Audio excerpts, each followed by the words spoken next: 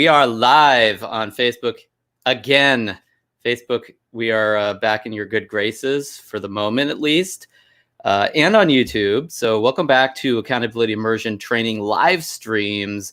This is our fourth week of Accountability Immersion Training, and we're in it for another live stream. And in these live streams, my outcome here is to really give you some key distinctions that can be lost even as you're going into such detail and such depth in your technique training, and even as you are working on your coaching and your assignments and you're getting feedback and just all the things that are happening during accountability immersion training. These live streams are here because I know that we can always go in a little bit more depth, and there's always something that can slip through the crack. And as we maneuver through the trainings, I notice certain things that you're up to and that you're going through and that you're challenged by, and also just things that I know that I could offer you more. I could give you a different spin on it, a different look at it. And sometimes it's that one additional perspective or that other story about another way to look at or another way to think about what you are having trouble learning or doing or following through on, that just kind of like flips the switch for you. So these distinctions are part of that, and what my intention is for you during accountability immersion training. So that said, what are we talking about today? We're talking about, that's right, clean up your, and I think you probably have figured out what this means. I think the title on this one was just clean your slate, but I thought that doesn't really do justice to what this discussion really is, because the fact is, this little guy right here, how we look at that, how we kind of the smell of it, if you will, the repulsion, if you will, like if I was to say, hey, clean up your, like that, you're going to have a certain kind of revulsion, right? It's like, this is revolting, Jeff. Why are you saying it this way? This is beneath you.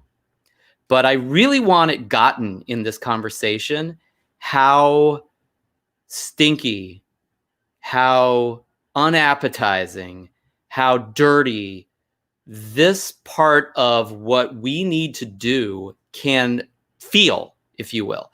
Now, I don't want to say it is this way or whatever. This is not about like the physics of it.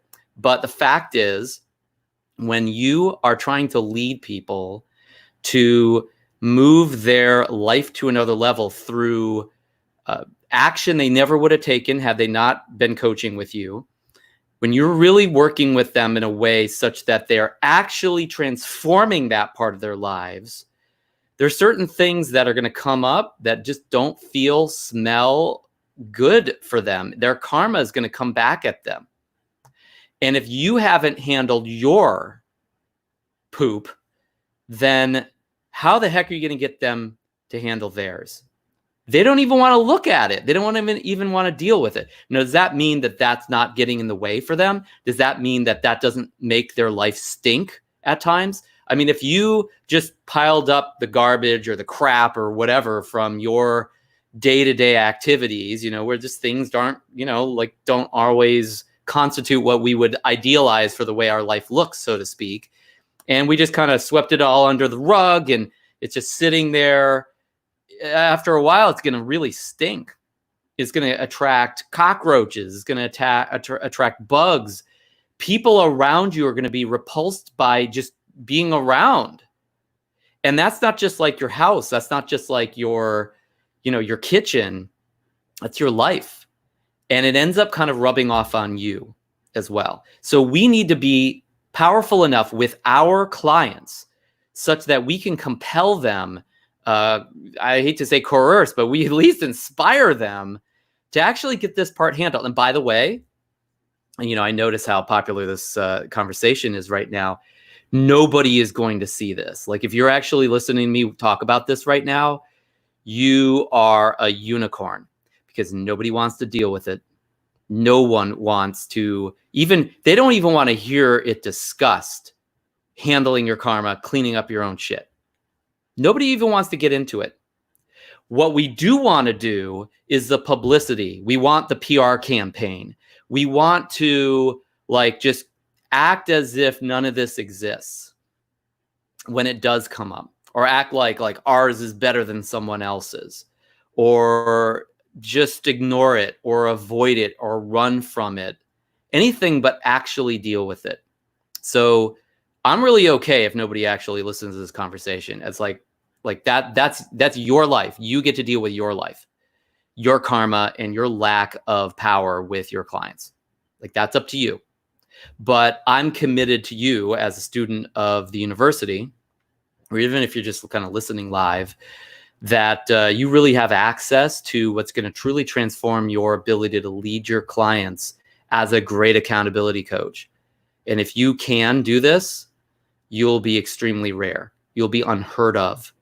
There will be no one else around you. You will probably not even ever meet someone with that power. Now, I'm not saying you won't also, like, meet people around you that have great integrity and that like take care and responsibility for themselves and the people around them, like that. There are great people around, right? And I don't even want to say great. It's just people who have integrity and are in communication about what's going on, even when it's not fun. But you can look at all the way up to the highest levels of society now, the most quote unquote successful people available to society. And some of them don't handle this like at all, or they only handled it a little bit. So you can actually be successful yourself. You can even manipulate and coerce other people to do what you want them to do using fear tactics or threats or anything other than real leadership without handling this. Sure. Happens every day. Happens every day at the used car lot down the street. I don't want to put down car sales. But it's kind of like it's the way we think about somebody who's trying to like manipulate us into something that, kind of getting a lemon, so to speak. Happens all the time. Those people can win. They can win too. Lots of ways to win in life, so to speak. You could be successful without even listening to this conversation. If that's all you're after, then please just turn me off, turn off the tab, scroll down to the next dog video on YouTube, or the next meme on Facebook, or wherever you're watching this, because those things are more entertaining. But if you don't have half hour to actually handle your own karma and your own power as a coach or leader or influencer, then I'm betting that wherever you are right now is about as good as it gets for you. If you've ever asked the question, like, how's my life going to turn out? How's it going to go? I have all these great dreams. I'm not talking about the people who are like totally resigned and cynical, right? The ones that still have hope, like you and I. Well, let me tell you, without handling this part of yourself, without handling this part of your life, this is it. This is as good as it's going to get for you. This is it. And by the way, can you get by like this as it is? Sure. You can get away with it. You can get by with it. You can survive it. You're probably better than survive. You're probably thriving in some areas of your life. And of course, there's probably also other areas of your life. And I'm talking especially about for you leaders, influencers, coaching professionals, and students of accountability immersion training. Like, this is going to be a big missing for you. This is actually part of the impetus for this conversation. I talked to one of our trainees this week, and they said to me, I've done this training before. I was never going to do it again. I swore to God, so to speak, I would never, ever be caught dead in that training again. And actually, it's funny. It's ironic that at the beginning of any of our immersion trainings, I say something like that. I say, most people wouldn't be caught dead in our trainings because they don't want to actually face where they're not enough, where they really got to transform something. They just want to be who they already are and expect that they're like going to get some different result. And of course, we know that's BS. We know that does never really happen. I mean, sometimes people get lucky, but they're the exceptions that prove the rule. And so, but the reason why she didn't want to do this, she didn't want to actually be a part of this again, which she was totally courageous enough to break through that, was literally what I'm about to talk to you about right now. It's so scary for people. It's so repugnant for people. It's so emotionally confronting for people that just nobody's doing this. Nobody's doing it. And the power that it gives you then in exchange, I'm about to get into in very much detail, is also just as rare. And that's what's beautiful about this. It's like not every coach is a rare animal. I mean, coaches are just people, right? But if you truly want to be rare for your clients, you truly want to be rare for the people that you could lead or sell to or just offer help to or wisdom to, whatever that form is for you, this is where it's at. All the rest are just, like dog tricks, hoops that you can jump through that anybody can learn. It's just a muscle that you flex. And actually, in a funny way, this is a muscle that you flex as well, but it doesn't feel like it at first. It's going to at first feel like it's impossible. It's first going to feel like it makes no sense. It's first going to feel like it's unreasonable, like it's a waste of time. I had a client I talked to this week, and he was talking about there's no ROI in this, Jeff. I was talking to him about this exact thing. And he said, what's in it for me, buddy? And we're going to talk about that. We're going to talk about all of that tonight. All right, so let's get into it. So we're talking about cleaning up your garbage, so to speak, for a little bit better term than what I could have written here, so that we don't get excommunicated from all of the platforms. But I really, again, the reason why I looked at it this way, and I wanted to kind of use that word that I know you're probably thinking of. I want you thinking of that, because that really is the experience that a lot of people face when they go through this. They don't like dealing with it because it stinks. It's nasty. It's repulsive. Okay, so that I just wanted you to get the ilk of that. So we're talking about, though, a different way of saying it, cleaning your slate. And you have assignments in Accountability Immersion Training to do this, to clean your slate. Now, they're simplified. If you go into Effortless Enrollment Mastery and you go through, especially the first half of the training materials, you're going to get much more detail on cleaning your slate.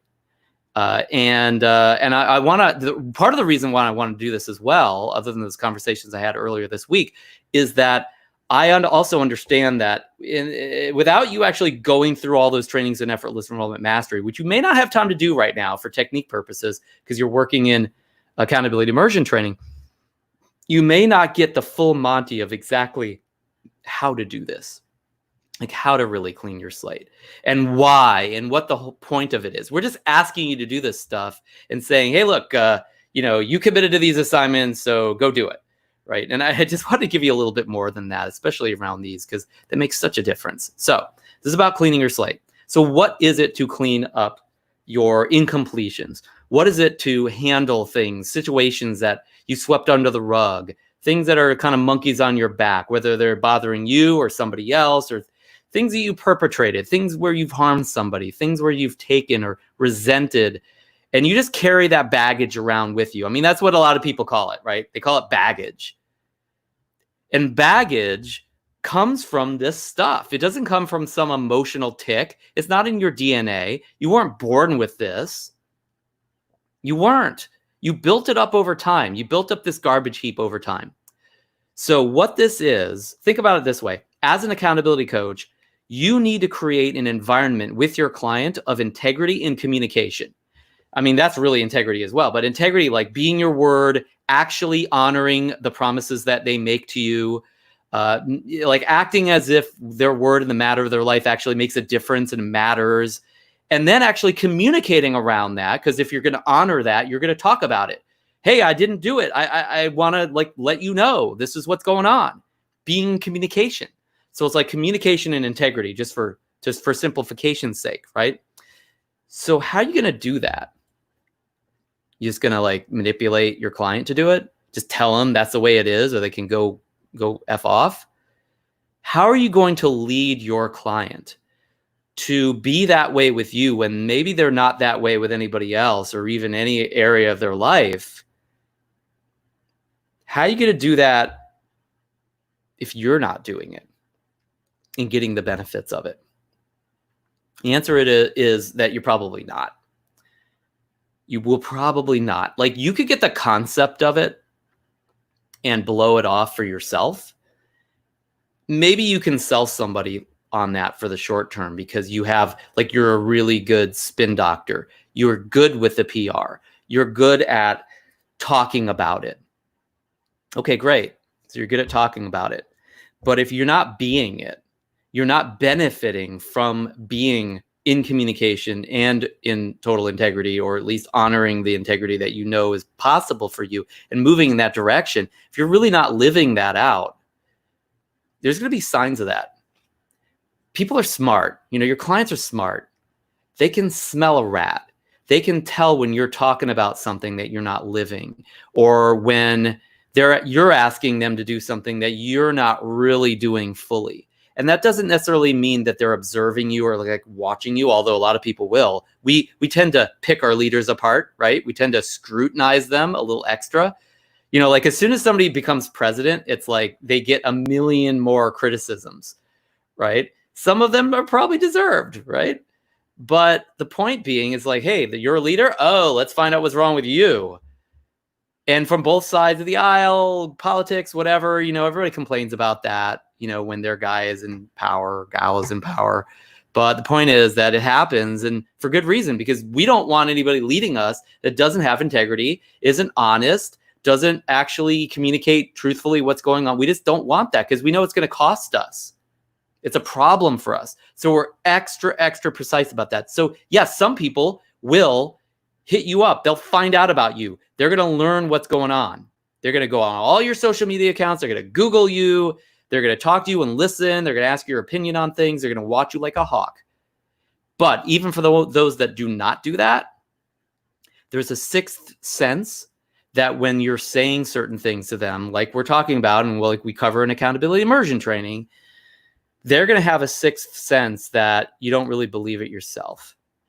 Or they're going to maybe start to feel from you, if you will, that you're not getting those kind of results that you seem to be promising them. Now, maybe you're not promising any results. Maybe you're just confidently telling them to do it. Well, at some point, they're going to want to feel like it's going to make a difference for them. And if they don't feel like you're doing it yourself, or they don't feel like you're getting the results that would be associated to that, whether or not you're saying it, they're going to be like, forget it. This isn't a benefit to me. So that's really what this is about. This is about your ability to create the environment of accountability and integrity and communication with your client. Is it impossible to do without you handling your own karma first? No, I don't think it's impossible. But I think it's very improbable that you'll be able to maintain that over time with clients. And they end up coming and going. They end up maybe getting a few results, and that's about it. Even when you're like perfect conceptually around the whole thing, if you're not walking your talk. Okay, so I've lived this myself. This is why I can talk about it. And secondly, I definitely was not the coach that I am accountability-wise today when I first started being an accountability coach. All right, I mean, my life was a mess. Some of you who've followed me long enough have, you've seen where I've talked about like where I started my coaching business. And I'd coached people for a year and a half or so before then. I mean, I started out in this trailer. My life was not going that well. It was not like successful. My finances, my relationships, not all of them it was in chaos. Okay.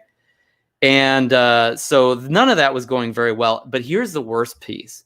I mean, like anybody can have a spout of bad luck. I was not reliable. I was motivated. I was passionate.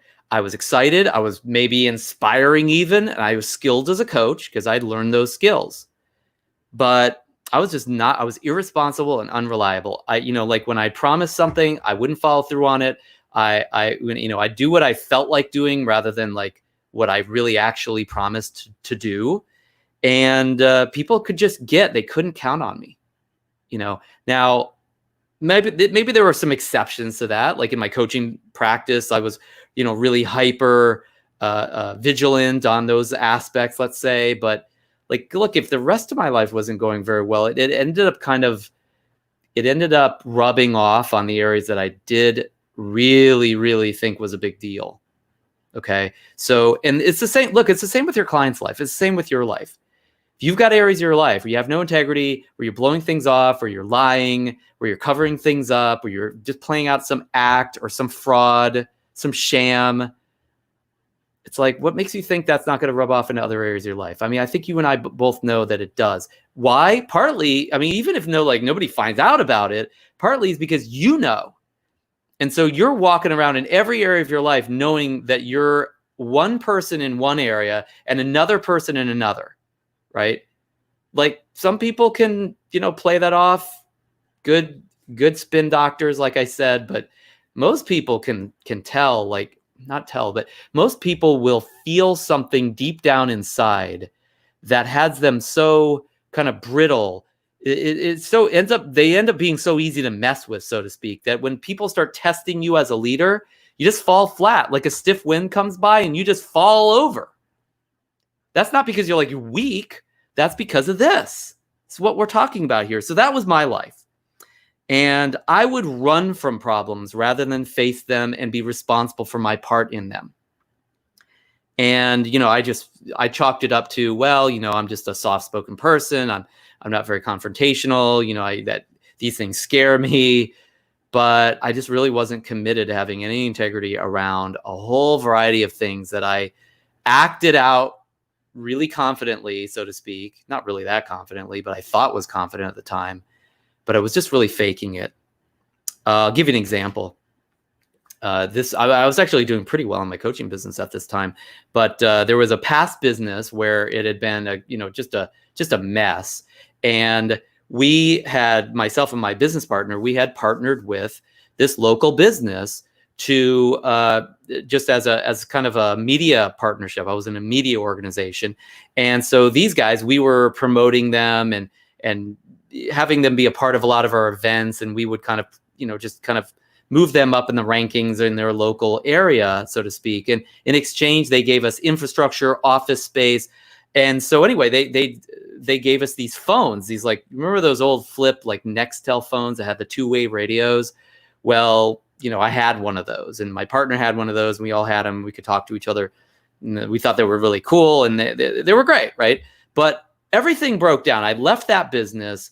That partnership disintegrated. Everything kind of went by the wayside, but I still had the phone, right? And so, I mean, this is like a year or two later. I still had this phone. I'm still using the phone. I'm still on this guy's phone service, and I'm totally irresponsible for it. Never paid him for the phone. Never got in communication with him about it. I just left it alone. It was the crap that I swept under the rug, so to speak. And I knew it. I mean, it wasn't like I was paying a lot of attention. I mean, it wasn't the top priority for me to think about it, but I got that it wasn't mine to still play with here. There was no integrity in that. Okay. And so one day, he calls me up and he's like, hey, I need my phone. I'm like, hey, I use this phone and I can't afford to bring it up to you because I'd moved and I need the service, all my clients are on this. What am I going to do? Right. And so it just was this big blow up. And I kept trying to find ways to kind of weasel my way out of just doing what was right, which was to get the guy his darn phone back and, pay for whatever the overage was, because I wasn't even paying for the service. He was paying for the service for months and months, and just handle it. And I didn't really have the resources to do any of that stuff, but I wasn't even committed to handling it. There wasn't even hey, you know what? I get it. I was a jerk. I didn't return the thing when I was supposed to, when I knew I should have, and it cost you something. And I'm just not responsible for it. So finally, that kind of got worked out. I mean, in a minimal way, but I knew deep down at the end of the day, I was running away from it all. And this was just one example. I'm literally just giving you one example. There were quite a few of these. The other issue was that I wasn't just irresponsible about it, but I never got on the court and made it right. Does that make sense? And I knew that, even though I had excuses for it and it was reasonable that maybe I didn't have to do that at that point. And anybody who really gave me the benefit of the doubt probably would have patted me on the back and said, that's all right. Nope. No problem. No big deal. But I knew I didn't have the confidence or the power or the integrity or the honesty to just do what I needed to do. And I kept acting I just can't do it. I can't handle this. I can't deal with it. Can you imagine the self-esteem hit that you take when you are up to that kind of thing, can you imagine the lack of confidence that that would create? And here I am like trying to create all this confidence. I learned all this confidence tricks from Tony Robbins. I was using them all every day. I mean, it helped. It's better than nothing. But deep down, I knew better. I knew that, you know, I really didn't have the power to be the leader that I was claiming to be. So I got good at that time. I was lucky enough to be in programs and meet some really great accountability coaches. And they really like saved my life in a lot of ways and definitely saved my coaching business. I learned their skills, like, because I was good at kind of parroting people at the time. My original coach used to say, "Hey, Jeff, you're a good parrot. you're really good at like kind of mimicking other people, right?" So I got good at it. I got good at the skill of accountability, just like you're learning now in accountability immersion training.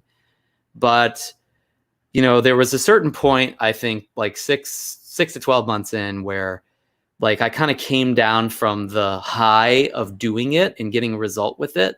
And my life really still wasn't shaping up, and my business still really wasn't shaping up.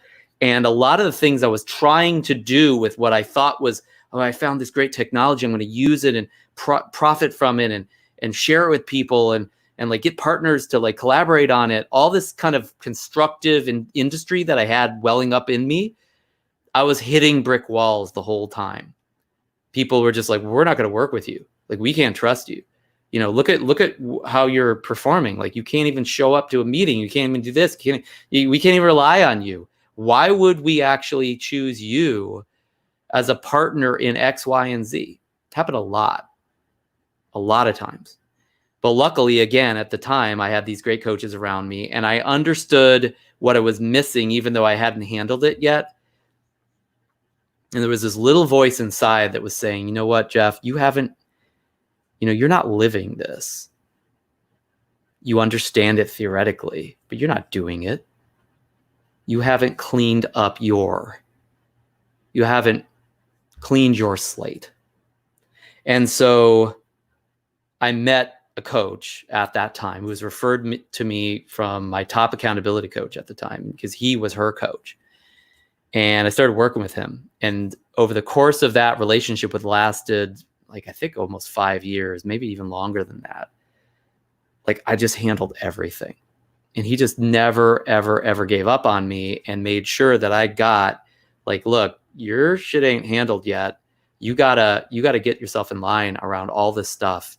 And all the things that we are just in the tip of the iceberg in accountability immersion training, asking you to do, like make a list of the situations and the things that, you know, are not handled, and your resentments and issues and things that you need to communicate, and just stuff that you left in chaos that you just walked away from and aren't responsible for. We did that in like a mother of all spreadsheets, basically. We actually had several of those. I won't go into it because the detail doesn't matter. But he never let up on those spreadsheets. Like, we went through point by point by point by point, and everything that I needed to do and say and communicate and deal with in order to handle every piece of it. And let me tell you, I mean, it was not fun. We'll talk about the emotion of this for me, or not, like, just that we see, and that's fairly predictable, in just a few minutes. But I got everything handled at that point in my life. And what I found from that over the couple years where I was really doing that a ton is just pure power.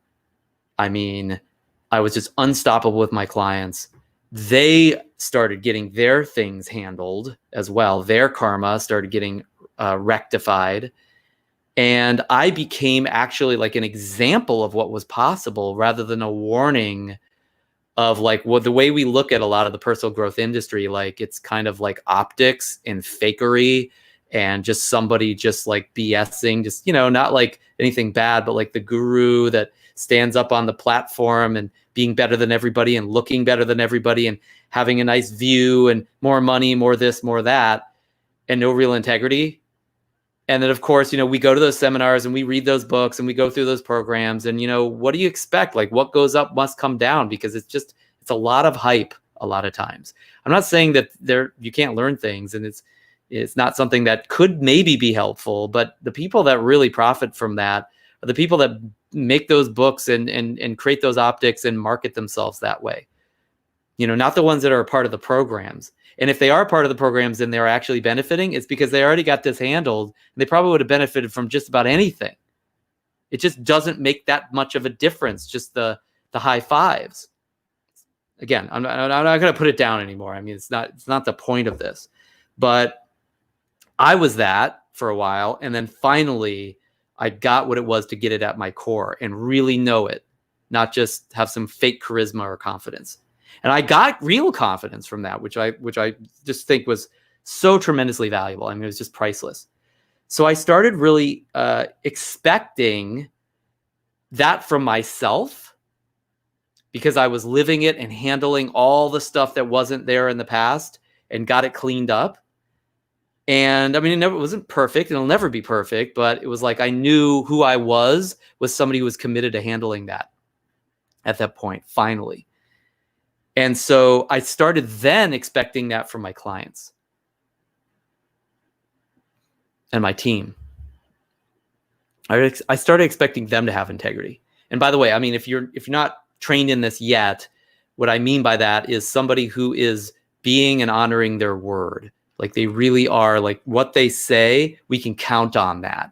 And if we can't, they'll immediately communicate it. And that's the other thing I started expecting is communication from people. Like, hey, you need to be in communication about this. And if you're not, what do you think the impact of that is? And it wasn't just like asking them to do it and talking theory. It was like, I knew that for myself. That was an impact for me in my life. I knew that for other clients I'd worked with. I saw the manifestation of that. And so it was easier to have that conversation with somebody else who didn't get it yet and actually have them transform and create that, as I mentioned at the beginning of this conversation, create that environment of integrity and communication. Because that was me all of a sudden. I experienced myself as that, and other people had experienced me as that as well. It wasn't perfect, but man, it was hugely above and beyond where I was before. I went from kind of the mess and the chaos to where my life is actually reflective of my word to some extent. Imagine that. I mean, isn't that the game of life, right? Like think about what you can come up with and what you can dream of, talk about it, and then create it. Like actually create your dreams. Like this is the physics of that, I think, in a big way. It's not the whole story, but it's definitely a big part of it. So I was also at that point now starting to win in my life, like I think I just said. So, my confidence went through the roof, and part of that just came from, hey, things are going better. But part of that came from just the moments that I actually said and was honest about or handled something that was hard. Because every little bit of willpower and courage and like willingness to do something that doesn't feel good in the moment, because you have integrity to do it and you're honest enough to do it, you're forthright enough, if you will, to do it, gives you like an equal amount of confidence, right? It was amazing because I would like do a couple things that I knew I needed to, even though it wasn't like any ROI or benefit to me on them. And then I just walked taller. I had a different level of confidence in my voice. There was something there that was, and call it magic, but I think it's just me knowing who I really was. I started actually believing myself rather than just saying stuff, hoping that maybe it would turn out true someday. Does that make sense? It's just a different level of knowing who you are as powerful, if you will. Somebody who can actually manifest somebody who can, as we'll say in Accountability Immersion Training, generate something. And, sometimes we'll get students that they're not in that place, and it's no wonder that they're flailing about, panicking through a training. It's like, well, you haven't handled this part. So we have much more detailed training in Effortless Enrollment Mastery Module 2, the Commitment Leadership Mastery Module. And here's what I'm going to do. For anybody watching this who's in Master Coach University, I'm going to post, I don't have them with me right now, but I'm going to, after we're done today, I'm going to post the links to the trainings I suggest that you check out on an extracurricular basis if you need it, if you need the support to get this stuff handled. because just go through it now. You might as well take the time to do it. And I'm also doing this with you today, whenever you're watching this, to give you kind of a crash course in what is, I think, to some extent missing in accountability immersion training, so that you can use this as a bridge to that gap in like an hour and a half versus going through the course material that I'm going to link to you, which is probably more like 4 or 5 hours. Okay. And if it's going to take that, do it. It's worth it. Your life is at stake here, in my opinion. And I've experienced this myself. And here's the other thing. If you're a leader, just get your clients' lives are at stake too. Because how the heck, as we said at the beginning of this, how the heck are you going to give that away to them if you don't have it for yourself? You're not. And in fact, you're an abomination to the coaching experience. So maybe this is what it takes as a wake-up call to go ahead and handle this, because you know others, it's going to cost others. Whether you're a coach or not, it costs others. You know, because we're all leaders in some way, right? Everything we do kind of has a ripple effect in the world. But as coaches, even more so. Because as a coach, you're a promise.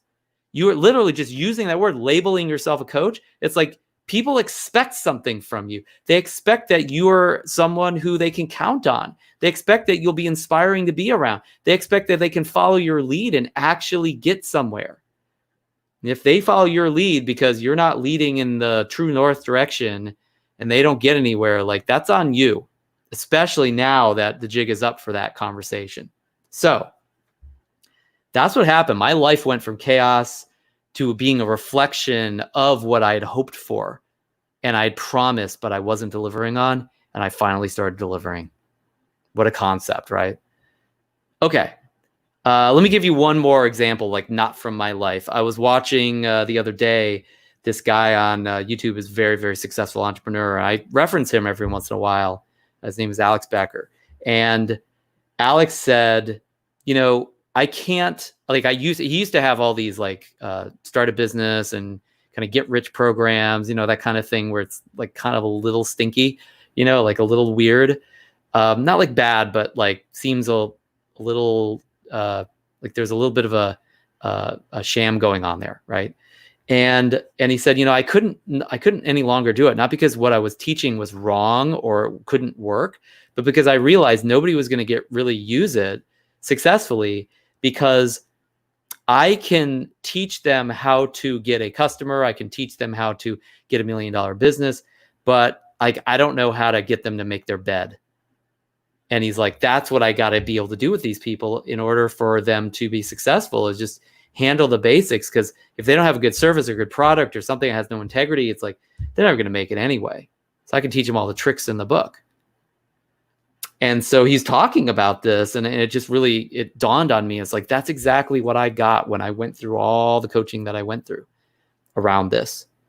It's like, I just really got that I had to clean up mine before I expect anybody to get a result of cleaning up theirs. I mean, in an ongoing way, at least. So that's the assignment. If you didn't notice, it's to handle your stuff. We already talked about that, and you can look it up in the assignments. And that's really why. That's why to do it. Because you're not going to really successfully be an accountability coach long term. Maybe short term when you were like really immersed in it. That's why we have an immersion training, because you're in it so deeply that, you know, like it just kind of flows through you right now. But if your life is not a reflection of what's possible out of that, don't expect yourself to be a strong accountability coach in the long term. It just ain't going to happen. Now, are there higher levels to that? Sure. We want to expand that? Sure. But now I'm going to share with you how to do it. I don't think it's fully shared in what materials you have available to you just in the immersion training itself. And like I said, at the end of this conversation, I'm going to forward you some of the links to other trainings that I would suggest for you if this isn't enough for you. And bring it up during the training session, of course. So there's really 2 ways to clean up and handle things that are uncommunicated, incomplete, bad karma, situations where you ran off from, you know, you've got some responsibility in the matter of it and you haven't been responsible. That stuff, you know what it is. It's not hard to come up with a list, right? It's just like, now what do I do? And so the assignment we've given you is, and this is in sheet 2, that you need to get in communication about that. You need to communicate what's uncommunicated. You need to start cleaning it up. right? But it's pretty short. So there are two ways I think that you can do this to simplify it. The first way is just apologize. Just apologize. So now that doesn't mean like fake apology. That doesn't mean like apologize for a bunch of stuff that you know that you're not responsible for. And that is like something that is not something that has anything to do with your integrity and responsibility in the matter of it. I'm talking about expressing your regret for whatever it is on your side of the street specifically, not theirs, not like trying to be responsible for everybody else, unless you truly were at the time and you know it. It's like, so apologizing for your side, right? And now what that means, what an apology is an expression of regret, or an expression that if you had it to do over, you would have done it differently. Like you actually would like to have done it differently, right? You wouldn't have done something, or you would have done something else. Make sense? It doesn't mean that you feel so bad. It doesn't mean you have all this drama about it. It's very basic, okay? And so, there's different ways you could say that, but I'll give you a little mini script here. You tell them what happened and what the impact was, right? You tell them what you did or didn't do. Like you just explain it, like, look, I did this and I shouldn't have, or, I didn't do that. And, that really, I should have done that. Like whatever, right? Like whatever you know to be true. And then to actually say, and for that, I am sorry, right? Not like I feel so horrible, or I feel so guilty about that. It's like, I mean, if that's the case, you could talk about that, but that's not really the point of an apology, is to feel your way around it. This is not about your feelings. This is about actually taking it on like you're responsible for it, and letting them know that you actually are taking that responsibility, and it should have been different, or you could have done it better, and you're handling it now. And then second piece, I'm willing to do whatever it takes to make this right with you. So just, please let me know. And by the way, if you know what there is to make it right, then you can volunteer that, right? Especially if you know it's something you can do. Like, look, I'm going to do this and this and this to make that right. Great. And also, if you're not really sure if it's been so long or something like that, you could just hand it over to them. Hey, look, I just want to let you know, not only am I sorry, but I'm totally committed to do whatever it is that I can to make it right with you. So please let me know what there is that I can do, or if there's anything that you think would make a difference for you. Because, I'm definitely willing to do it if I can. Now, that doesn't mean that you're like all of a sudden subservient to them. It doesn't mean that they have status over you or power over you.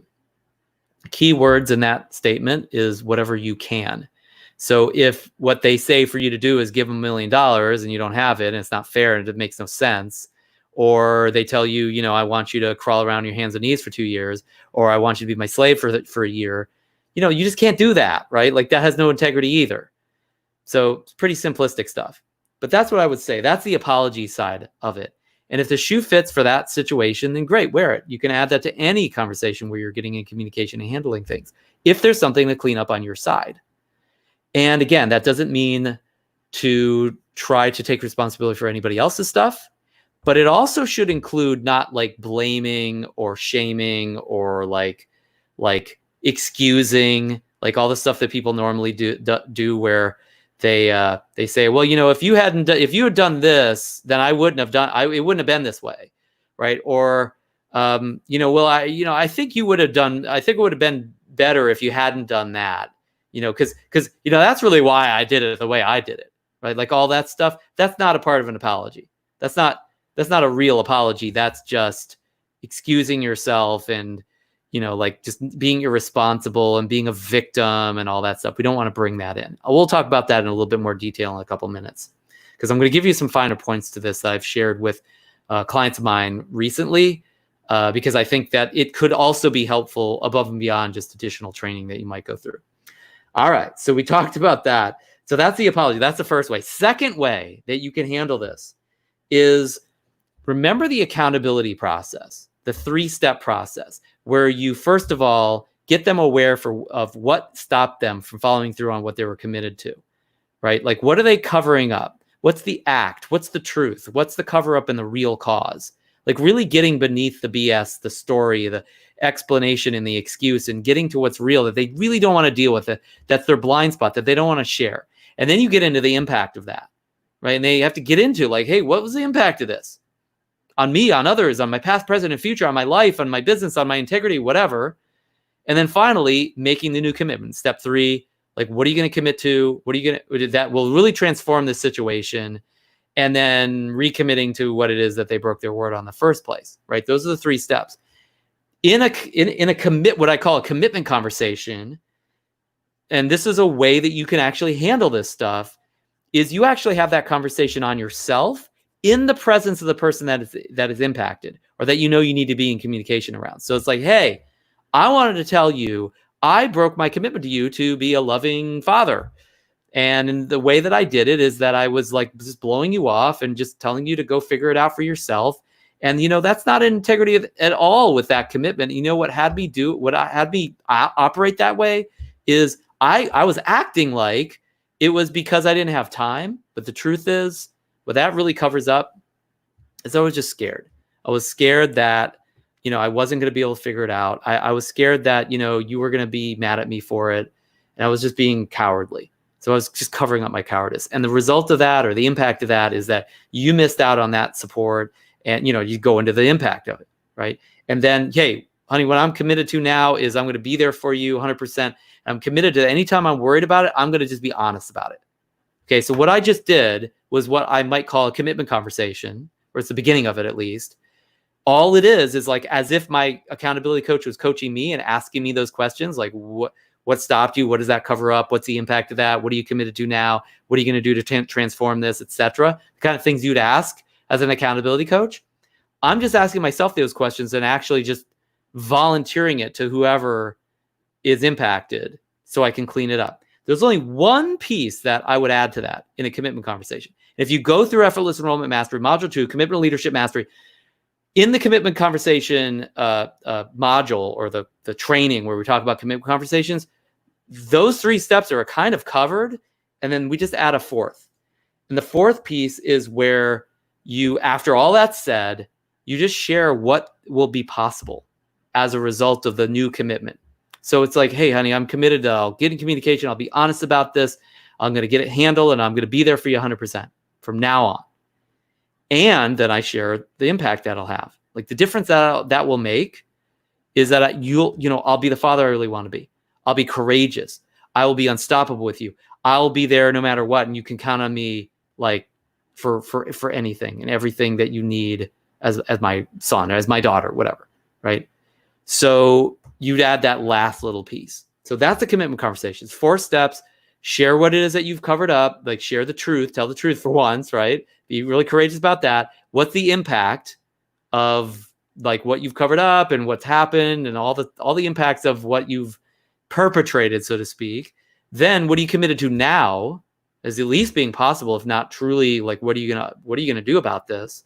And then finally, what difference will it make? 4 steps, commitment conversation. We have a whole training on that. We have a workbook that'll take you through that soup to nuts with conversational frameworks that you can just plug your situation into, and it'll all get unconcealed for you. That'll be it. And then it's just a matter of talking about it. Just a matter of like talking to the person once you've worked that out. That's it. So that's the second way that I would recommend that you handle those situations. Either just apologize or handle a commitment conversation. You could even do both, because sometimes there's a room for an apology for cleaning up your side of the street, and then also a commitment conversation. And the result of that is the power that it gives you. The result of that is that who you become is someone that you will not even recognize compared to who you are now, because you will know yourself as somebody who is just unstoppable. Like nobody can mess with you because you know you just know who you are, and you're willing to be responsible for that. That's why this is not a popular conversation, because that's really rare. And you become a very extraordinary human being as a result of that. So I'm going to give you a couple tips now. I'm going to give you the quick tips first, and then we're going to cover some of the notes that I shared with my client here recently over the last couple months of him putting together his first commitment conversation. And we'll talk a little bit about some of the struggles he went through being kind of green to that idea, that concept. So a couple tips. First one, this will feel horrible.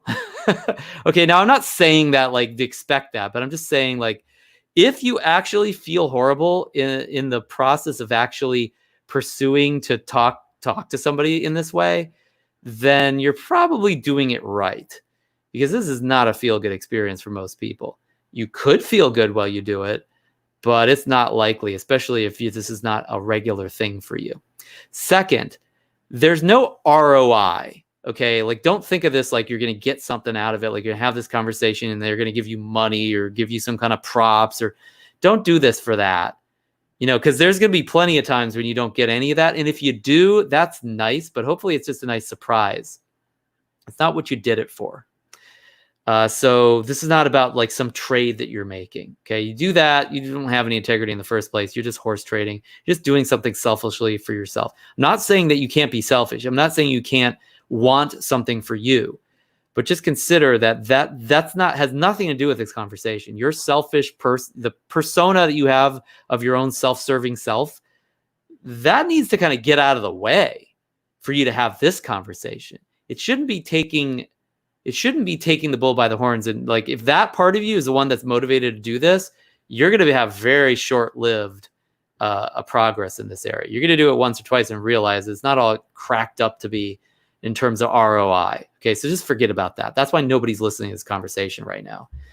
Because they're busy looking for the next ROI for themselves, like every other human being on earth, or many of them, if you will. Okay. Final kind of big picture tip is this makes no sense.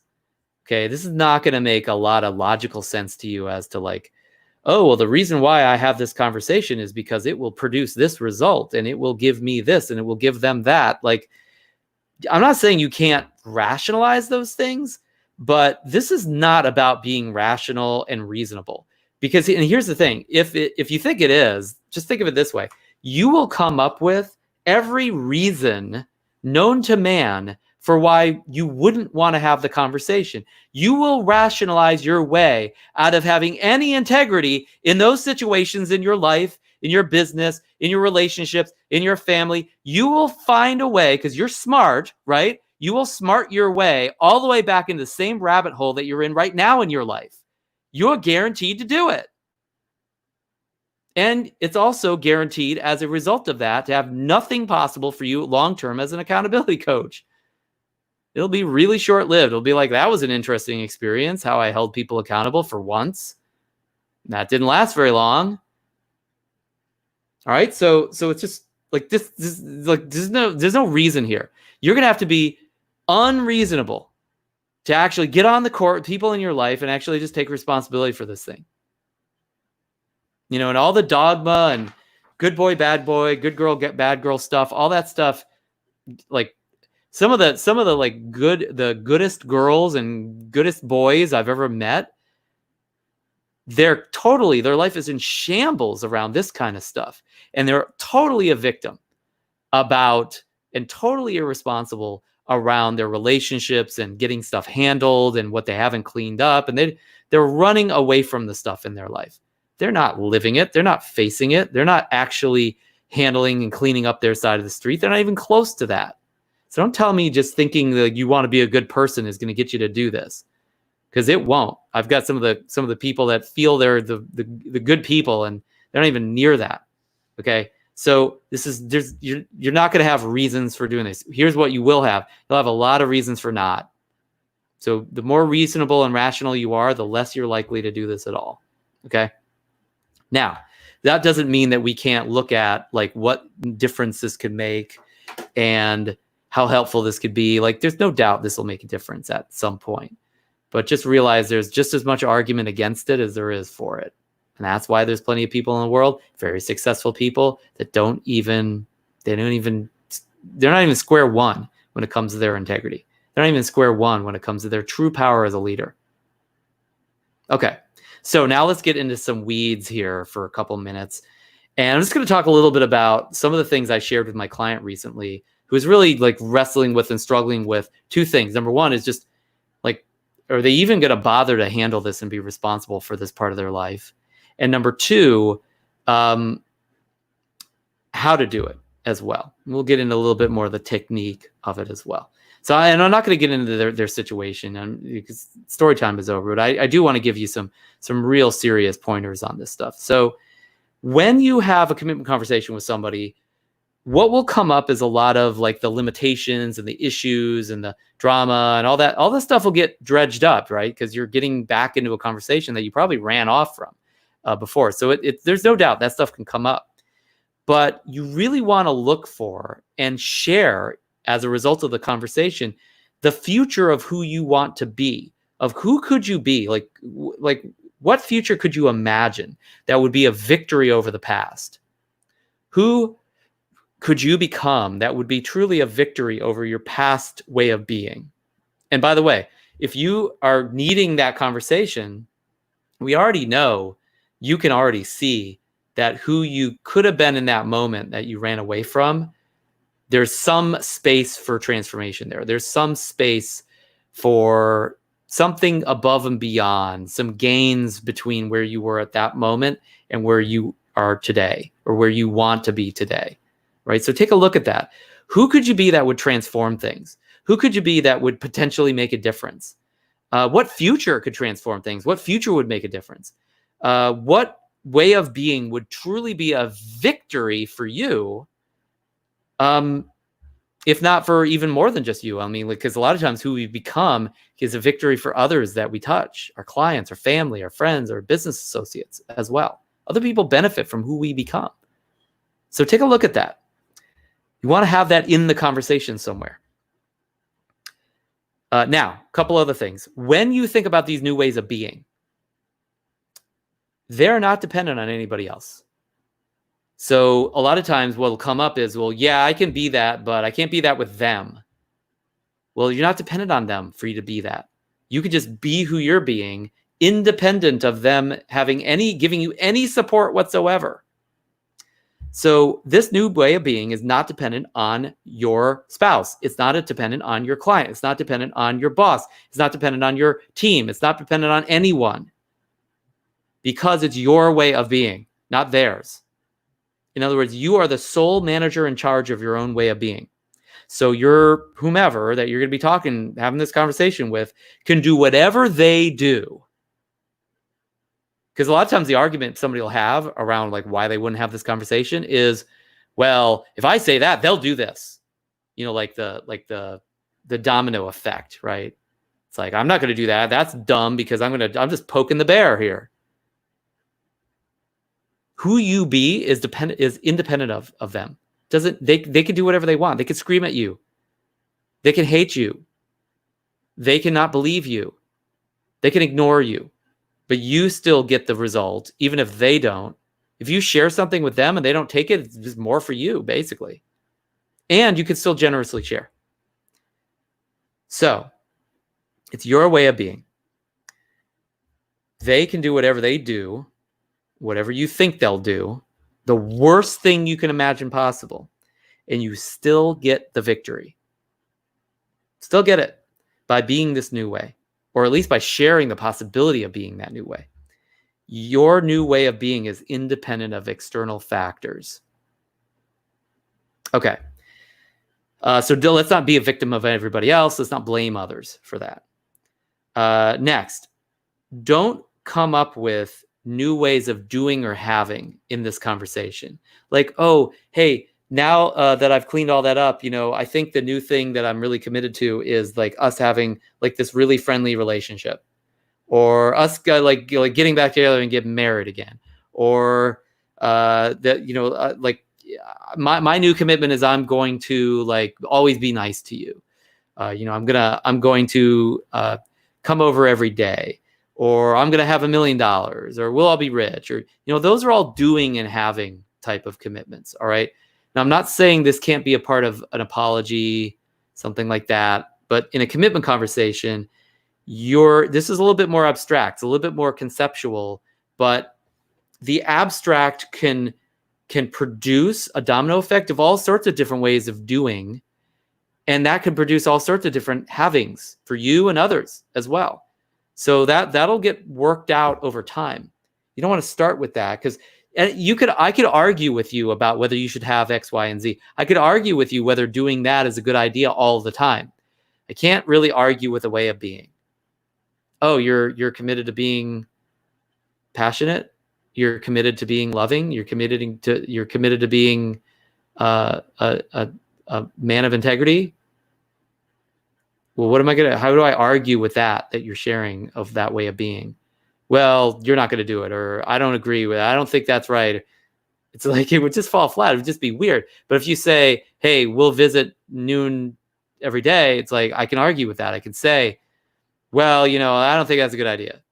Or if you commit to having something, having a great relationship, I don't know if we can have a great relationship. You could easily argue with that stuff, right? So don't even get into that. That's not the point of this conversation. It's creating a possibility of being. That's what you're creating here. As you discuss that way of being can actually start to be present, because you could actually be it. Could you actually be passionate while you talk about being passionate? Could you actually be committed while you talk about being committed? Of course you could. Right? I mean, like, that being could just well up inside you. A lot of times the conversation itself can inspire that within you and even the people you're talking to. It doesn't have to, but it definitely could happen. Talking about doing and having, it's like, well, it's not there now. So it's almost like we're just like, it's a hype session. Does that make sense? We don't want to say anything that's not really true. That would be just more of the crap that we're trying to clean up, right? So this is not like a wannabe conversation. This is a here and now conversation. So having a good relationship, treating each other nicely, these are not transformational and are simply the byproducts of being. Kind of what I said just a second ago. If you don't transform the being, then the doing and having will never show up, or it'll be very short-lived. This is what we're talking about. We talked about, like, during accountability training, you could just be this amazing accountability coach. And then afterwards, eventually, it'll kind of come down from it, because it's short-lived without the being. You just did a bunch of accountability coaching. You just had some clients that were up for accountability coaching. You weren't actually creating the being. So what we have for you, and what I'm committed for you in accountability immersion training, is actually being that master accountability coach, actually being a man or a woman of enough integrity and communication who's cleaned up their side of the street enough such that they could live that, not just do it for a short time by holding their breath. Okay, that's why those assignments are there. They're for you. They're not for me. Like, I mean, I'd have a much better business if I never asked anybody to do that. That would make a much easier training. A lot more people want to go through it. Not a popular conversation, as I just mentioned. So let's see. Okay, so example. For instance, having your let's say you have a really great job. Having that salary came from doing. So having comes from doing, right? Having a great salary comes from doing good work. But in order for all of that to manifest, you also had to be diligent or determined or reliable or accurate, right? There's certain ways of being that if you can't be those, or you're not being those consistently, you'd never do the stuff that the job required you to do, so you'd have the salary that you have. And it's the same thing in a marriage. It's the same thing with your kids. It's the same thing in a coaching relationship.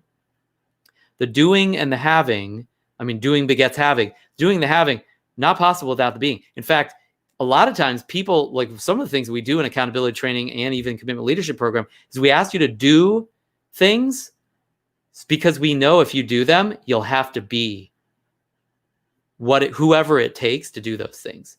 And we create the being through the doing. That's part of what we do as accountability coaches for our clients. Like, hey, go do that. They didn't do it. They didn't do it. They didn't do it. Finally, they do it. Breakthrough. Not just a breakthrough on the doing and having, though. They come back and they're like, wow, I'm a different person because I did that. No, you're a different person because you be that. Doing it just forced you to become it because you had to be it in order to do it. Does that make sense? The being begets the doing, begets the having. So if you start coming up with, in your apologies and commitment conversations, like doing, having, you're get the booby prize. All that'll come. You don't even have to worry about that. That will follow up. Now, you might be in scarcity right now. You might not believe that's possible. You might be worried. I don't care. Like, I don't care about your beliefs. Like, this stuff doesn't care either. Like, this is physics. So physics, like, if you're not confident or you're worried or you're scared, like, you invoke physics. It's kind of like if I gave you a magic wand that made you levitate and all of a sudden, like, shoot fireballs and like that would like print money, like, you would very quickly change how you feel about the possibility of those things happening, because the magic wand just makes them happen. Like, the physics of it just somehow got worked out. All of a sudden, you're going to start believing in that stuff, right? Like, oh, this is just the way it is. Right? Our beliefs are very flexible, actually, much more flexible than you might expect. But because we're being the same way every day, we're being that way every day. It's just like our expectations, our beliefs are always like, well, that's just who I am. That's just the way it is. That's what I have. That's what I've always done, right? So this is a way that you can usurp those beliefs. And the way that you can do it is just follow through on this. You will become someone as a result of following through on it. And then eventually you might actually believe it. I should read you this. All right. Don't go anywhere. Okay, I'm going to unplug. Let's plug back in a second. Phone. All right. This is kind of stupid, but I'm going to share this with you anyway.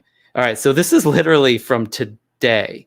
This is a client that I work with on a regular basis. They just transformed their being. Okay. What they just recently learned was that there was a little girl inside of them that felt abandoned because some things happened early in her life. And as a result of that, she also projected onto like all the significant others in her existence, like basically like men, that you can never rely on these guys. Like they're never going to be there for you. Right. But the reason why she thought that was because she thought she was unworthy of that. She didn't have what it took. There was something wrong with her, because at the time when she was young, she decided that must be why, like, she thought she was abandoned, right? So this just perpetuated through her entire life. She got that handled. She started taking responsibility for that the other day, okay?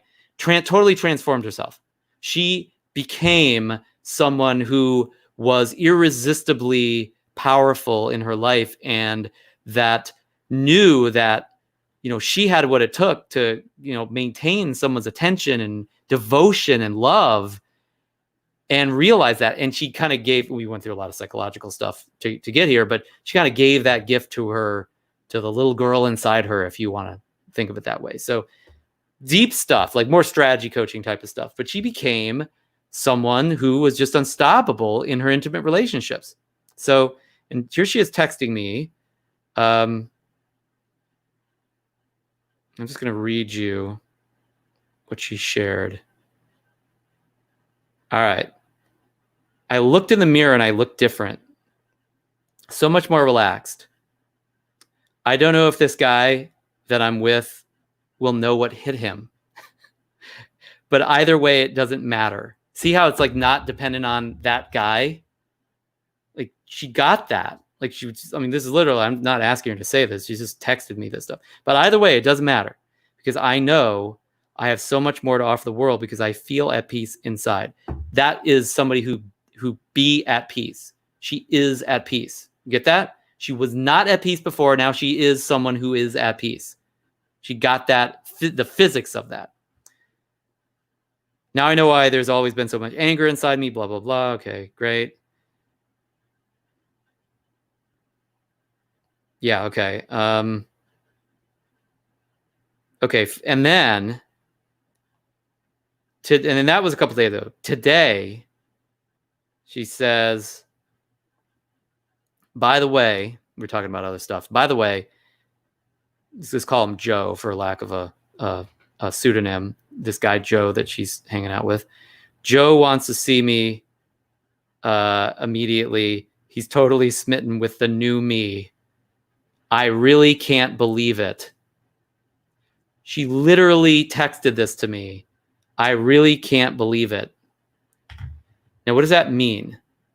that means she didn't really, whatever. We didn't really change her beliefs, right? Like, I mean, maybe we changed some of them, but her beliefs were still like, this isn't happening. I can't believe it. You know, here's a guy that just like totally wants to be with me without me like trading it for something and manipulating my way into that relationship and like all this other stuff, right? It's just like, I'm just irresistible, right? I'm at peace and I'm irresistible from that perspective, from being who that is. And she didn't need it to be that way. She wasn't dependent on that for her to be that. But the point is that she literally told me she didn't believe it. And yet here are the results. And yet it's true. And that's what I'm telling you here.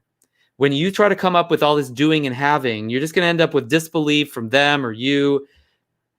You're going to be busy saying, well, yeah, I said that, but it's not happening yet. It's just more of the same disbelief.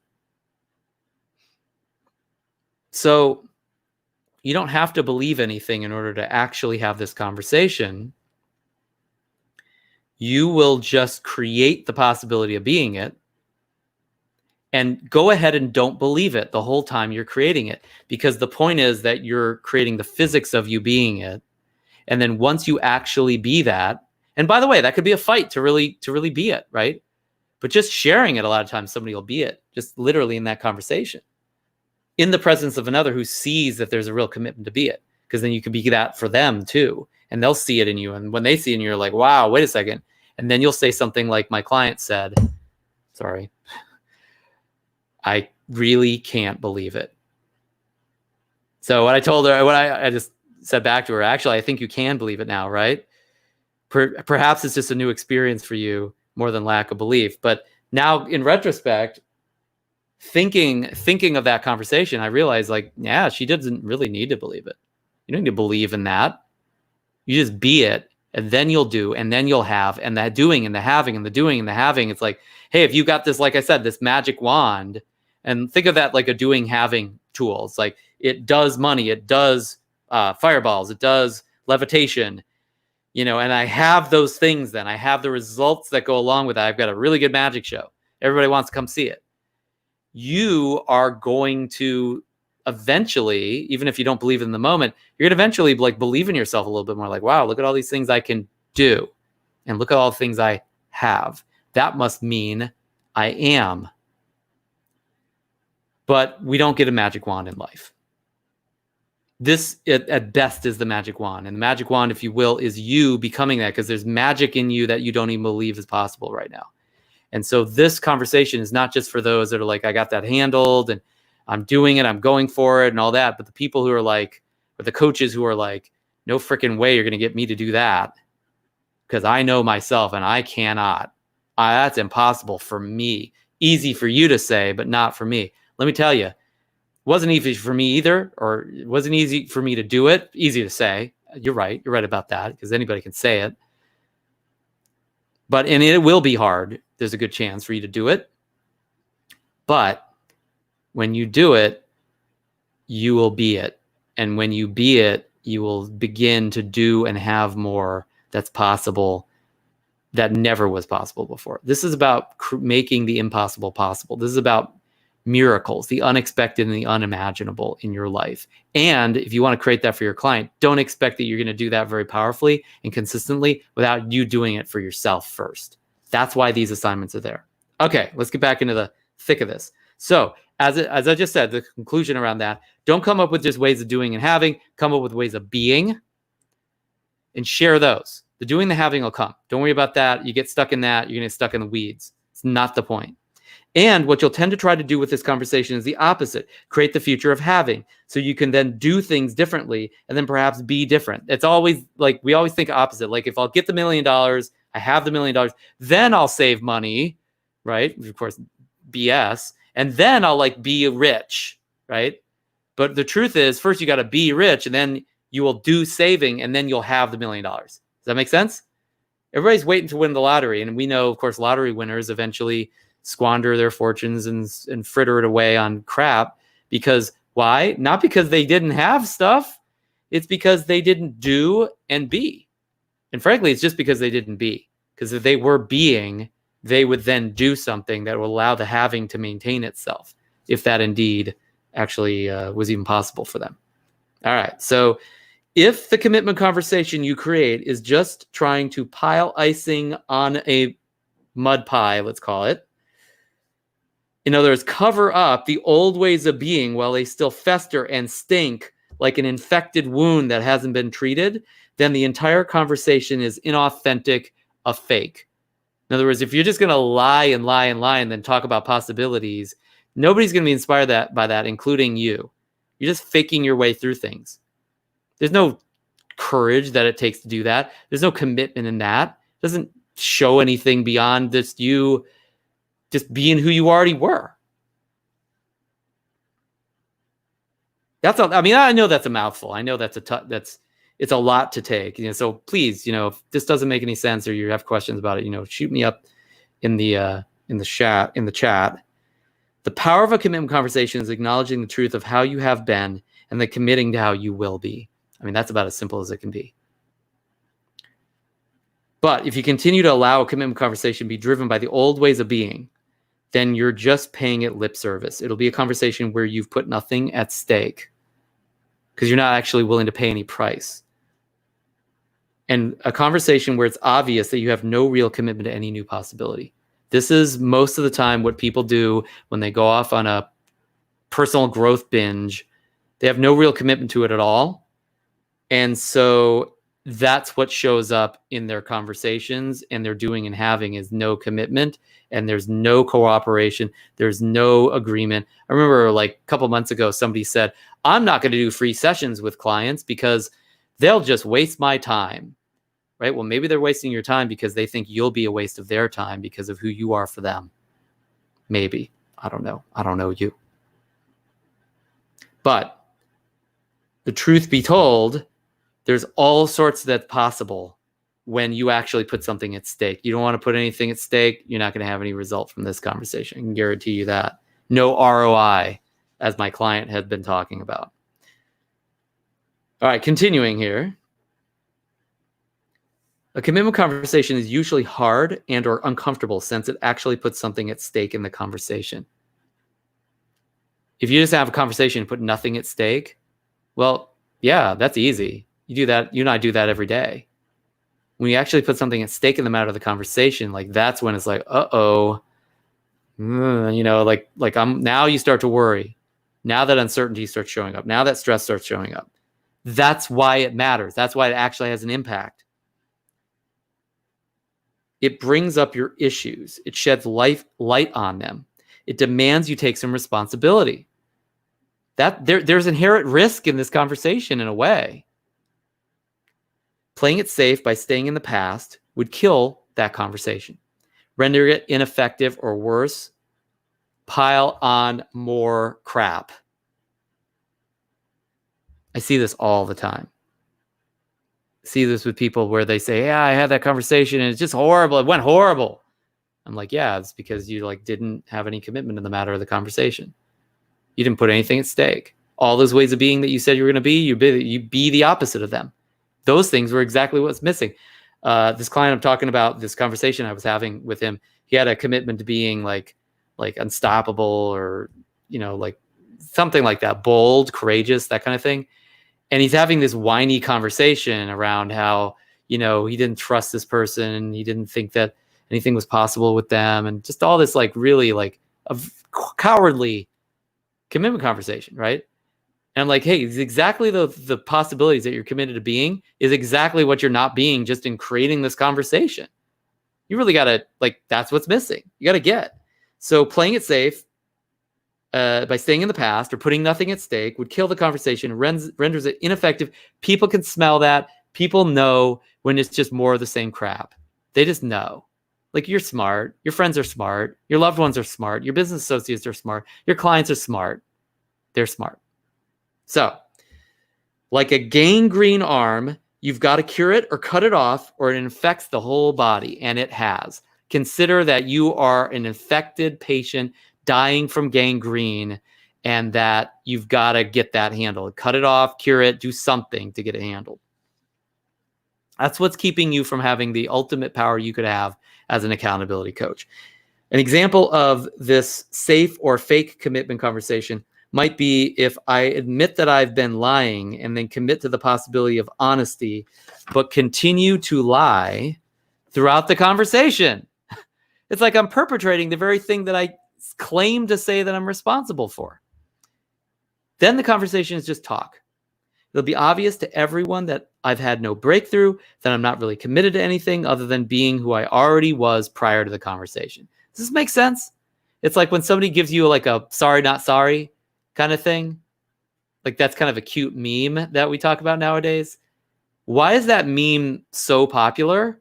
It's because we know we're seeing it everywhere, all around us all the time, and we're probably doing it ourselves all the time.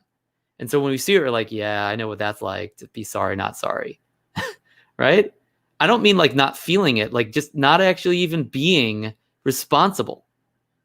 So here's your assignment. We need to do surgery on these conversations sometimes. So we're going to talk a little bit about how to plus up your commitment conversation once you get to the point where you have it. And we already talked about what that looks like and what it is. So you want to read through the conversation you come up with before you have it with somebody, because you need to write it down, like figure out what you're going to say. I don't mean like from a controlling point of view, like I'm going to like control everything I'm saying to control the conversation, but more from an accuracy point of view. Like you really want to know what you need to communicate and have it together, because it's not going to be natural for you to say the things. People talk about, well, just speak from the heart. Just say whatever comes up for you. Well, what if what comes up for you is all the old ways of being and all the same crap? Well, you're not transforming anything then.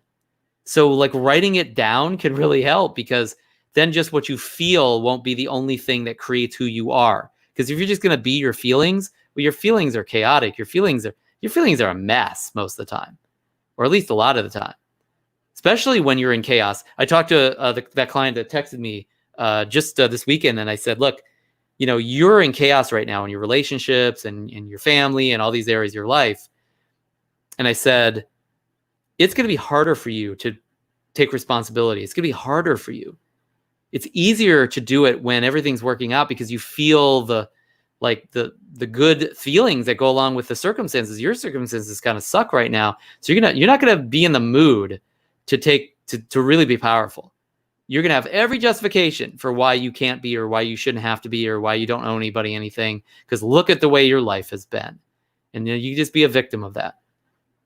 It's easier. I mean, frankly, like the people whose lives are always already together because they like had their shit together before, like they can kind of be a little lazy to some extent. Why? Not because there's aren't things they can handle for themselves in their lives, but because emotionally they already have it's easier for them to be like emotionally peaceful and grounded and confident, because they can already see, hey, my life is going pretty well. Your life is in chaos and you got to get that handled. Least likely to happen, because your emotions are going to reflect your life. And your emotions don't want to let you actually get this stuff handled. They want to weaken you. I don't mean weaken you like you're trying to hurt yourself, but like the emotions of fear and stress and blame and victimhood and all that kind of stuff, they weaken us in our resolve to take powerful action a lot of times, because they're just there to protect if we're so powerless. And the truth is, you have a lot more power than that, especially nowadays in our lives. We have a lot more available to us than just our instinctual knee-jerk reactions to our circumstances would be. So don't be a victim of your circumstance. All right, coming back to this. So keenly read through and look for the following. I'm going to share what you want to look for in your commitment conversation. Where is the conversation still stemming from the old ways of being, afraid or blaming or incapable or whatever that is? Notice where these ways of being are the de facto source of the conversation, because the conversation will flow from whoever you're being as you create the conversation. So if with this particular person, you're being judgmental, and then, well, guess what? The conversation you create, if you think it's all amazing and it's going to be all beautiful and generous and everything, look for how judgmental that conversation might be. There's a good chance that that way of being is infecting the conversation. It's like, hey, I'm going to cook you a whole new dish, but this is all over the kitchen. It's like, well, this is going to end up in the dish, and the dish is going to start stinking. Right? So you got to make sure you're vigilant about where this is showing up, because it's showing up somewhere, chances are. Where is the conversation not sourced from your new commitments? whatever your new commitments and possibilities are. Bold, committed, invincible, unstoppable, loving, whatever was missing that you really are committed to being now. Notice where these ways of being are missing and needed in the conversation themselves. It's a conversation itself. What would you say in the conversation if you were being that, if you were being the things that are missing? Third, where are you being stingy in the conversation? This is big. Where could you be even more generous in how you actually share this conversation, knowing who's listening to the conversation? What parts of the distinguishing the future conversation where you're creating commitments and talking about what a difference that's going to make? What parts of distinguishing the future are still past-based, like trying to fix something from the past, make up for it, that kind of stuff? What parts of that section of the conversation stem purely from the past? Notice where your conversation is past-based. Now, obviously, when you're talking about the past and what you did or didn't do and what your responsibility is and apologizing about it, like, obviously, yes, there's going to be some things where you're going to actually bring up the past. But if you creating the future is also all about making up for or reacting to the past, that there's no future there. That's just more of the past. Okay. Let's see. Okay. Number 5, where does the conversation construe your new commitments as dependent on someone else or dependent on the person who's listening to the conversation? So if you're going to have this conversation with like an ex-business partner, where does the conversation construe that your commitments to them and your commitments in general are going to be dependent on them doing something? Like, well, okay, I'm committed to this, but then you got to do that. Like, that's not a commitment. That's a negotiation. That's horse trading. That's whoring, as somebody might say. That's more of this, all right? Where does the conversation potentially blame them? What parts claim that you or them or other people that you guys are connected to are being victims? Are you making them a victim? Are you making you a victim? Are you making anybody a victim? You have to be really, really careful about that in these conversations. 6, where does the conversation focus on doing or having rather than being? Everybody gets this one messed up. And again, I'm not going to get into this client's conversation, but at first he was like, yes, I'm committed to like work with you. I'm committed to like talk to you. I'm good. All these doings, right? I'm committed to like having a good relationship. It's like, yeah, forget it. Never going to happen. Never going to happen because who you be has not transformed. Had to transform his being first. Now, luckily, the conversation is created. He could actually be something other than how he was being before. That's actually possible. You know what kind of miracle that is? You know how crazy that is to actually imagine that? And imagine I could coach somebody for like a couple months, and then literally the person that they be with their wife of 20 years is completely divorced, speaking of divorce, from who they were being over the last 20 years with them. You know how insane that would be to claim that? You know how unbelievable, speaking of belief, that would actually be? And this is actually what's possible for this client I'm talking about in this particular relationship at this particular point in his life. It's just insane. I mean, this is what's possible. And then nobody wants to have the conversation. Now, I've been on this conversation for like an hour and a half. There's like one person listening right now. That's how popular it is to actually clean up your shit. But what's beautiful is if you're that one person, you could actually be the exception. You could actually be that extraordinary one because you're at least even open enough to it to actually even like, hey, like this is interesting. Man, talking about an extraordinary life, talking about extraordinary leadership with your clients. That's accountability coaching at its best. That's mastery of this, not just knowing some technique and some trick that you can use to get somebody to do something once or twice until they figure out that you don't have your shit together either. That's way, way transformed compared to what we'll normally see in even the coaching world, regardless of how much I respect and love the people in that world. So those are the 6 items, the 6 details that I shared with him and that I would also share with you as kind of additional tweaks to whatever commitment conversation you might come up with. After you read through this, along with noting all this stuff, then you want to answer this. What other ways of being could still be missing in the conversation? So what else might be missing? Such that if you added that way of being in the conversation itself, the conversation would really make a bigger difference. It would really make a difference for the person that you're talking to or for you in the conversation. Like what else might be missing? And then finally, where could you be more open in the conversation? Because a lot of times you are not at all open. I don't mean just like open, like I'm open-minded. I mean, when you're closed off to this conversation, you're closed off to this possibility, you're closed off to being a certain way or whatever, even having the conversation. When you're closed off to that and you've got really good reasons, can you be open when you're closed like that? That's the real question. I know you can be open-minded when you're open. When you like feel open, like any idiot can do that. But are you able to be open when you're totally closed to it? And the fact is, very few people are. It's possible, like you can actually feel closed or like kind of like you're being closed to this, but you can still say, okay, I'm going to be open to this even though I'm totally closed off to it. That's real power. And I don't mean like power, like, okay, you have to do everything we say or, like let us manipulate you or something like that. I don't mean like in a dumb way, right? Like a cult way. I mean like just actually getting over yourself, getting off your crap and being responsible for just taking on another possibility for your life. I don't even mean faith. Faith is like belief, right? Faith is like believing in something that you don't see or that's not supposedly there or that, like it's invisible to you. That's belief. Don't believe it. I don't care about your belief. I'm talking about actually like, hey, I'm going to have this conversation. I totally think it's insane. I totally think it makes no sense, but I'm still going to do it. Like that's being open when you're closed. And then, you know what? Go for it.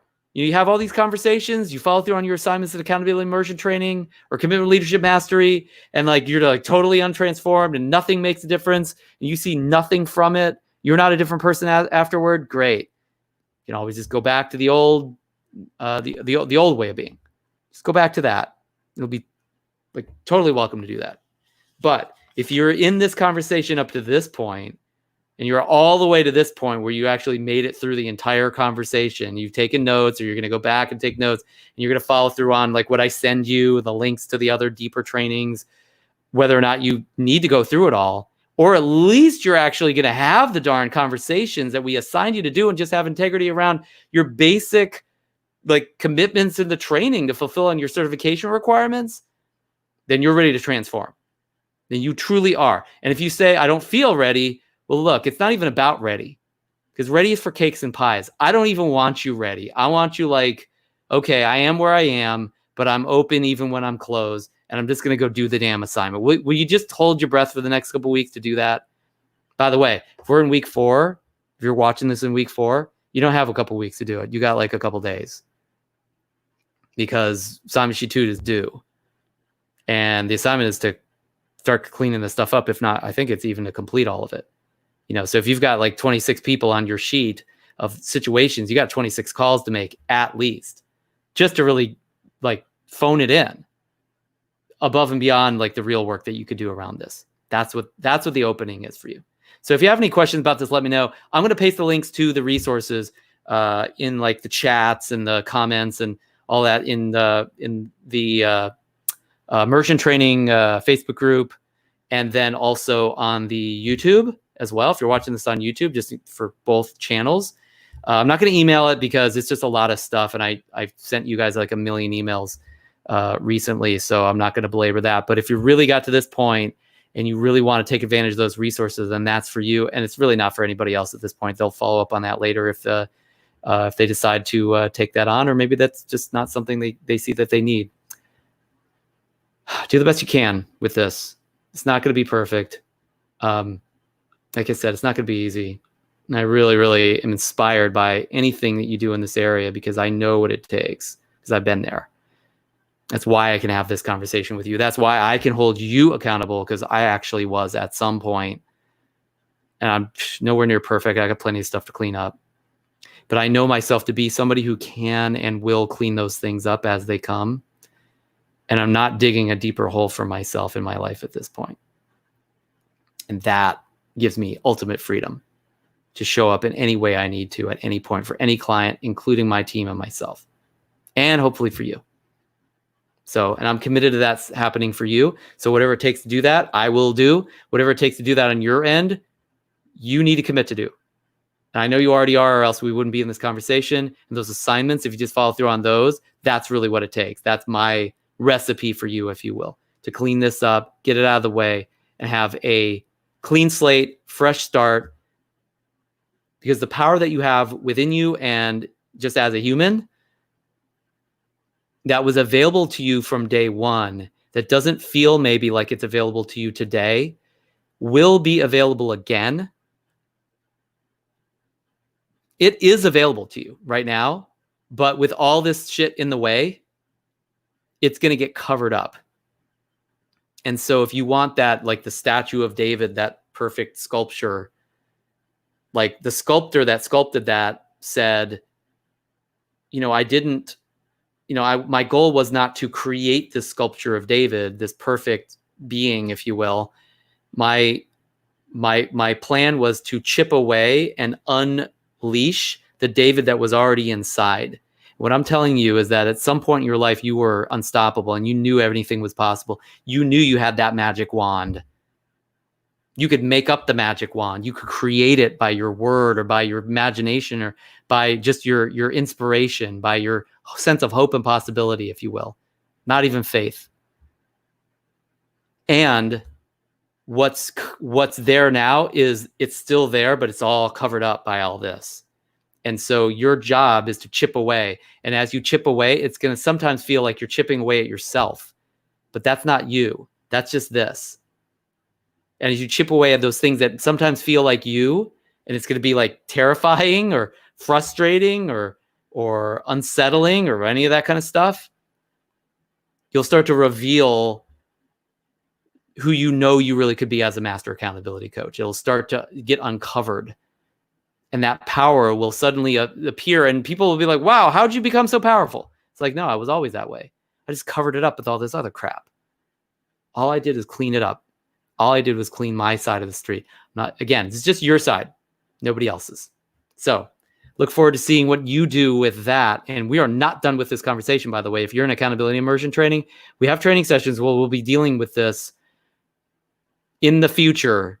So best get started on this now and get working on it now. So you build that integrity muscle and you build that authenticity muscle. You build that communication muscle so that as we do more literally in live training sessions, we're going to be doing this stuff, that you're even like, it doesn't like hit you like a ton of bricks. And maybe it will.